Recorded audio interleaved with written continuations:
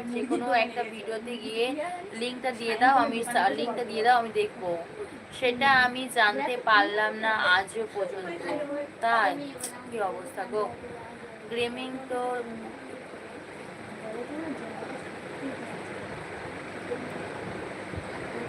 লাইভে একজন IPS police officer আসতো, সে আমাকে আজকের খবরটা দিল, বলল ভগবান কেড়ে নিয়েছে আমার দিদি ভাইকে।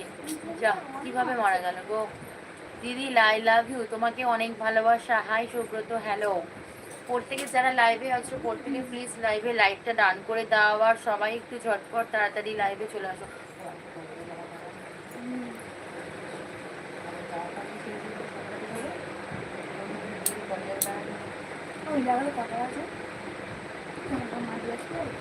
পাঁচটা আঠাশ।